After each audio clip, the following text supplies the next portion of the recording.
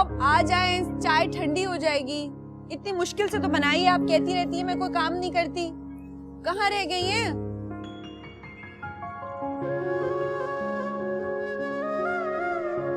सारी चाय ठंडी हो जाएगी। फुप्पो, काश काश खुदा से कुछ और मांग लेता। नहीं, कुछ और क्यों मांगता, यही तो हासिल दुआ है। लेकिन ये मेरी बात समझती क्यों नहीं है?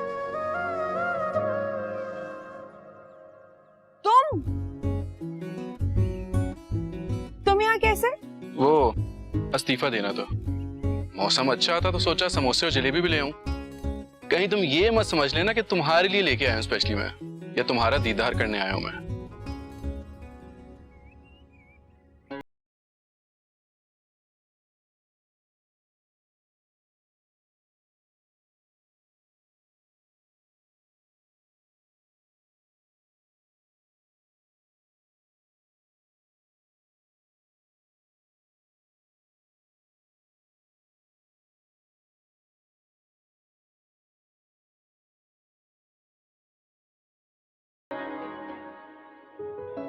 काश काश असलम साहब आज भी मसरूफ हो या कहीं गए हुए हो, खुदा करे बीमार हो, इन्हें दमा हो जाए।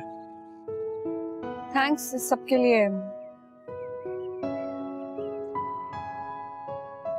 मैं जाके पापा को बुलाती हूँ। एक मिनट, तुम क्या वाकई पापा से मिलने के लिए आए थे? हाँ, मैं तुम्हें कितनी बार बताऊं कि मैं असलम साहब से मिलने आया था। तुम्हें क्यों ये खुशफहमी हो रही है कि मैं तुमसे मिलने आया हूँ? मैं तो यही समझी थी। फराद, तुम जानते हो ना हम दोनों एक दूसरे के लिए फील करते थे यूनिवर्सिटी में, लेकिन तुम कभी भी मालिक नौकर अमीर गरीब के चक्कर से निकले ही। बहुत एहसास कमतरी था तुम में। आइंदा से यहाँ मत आना। मैं पप्पा को बुला रही हूँ, अपना काम करो और जाओ यहाँ से।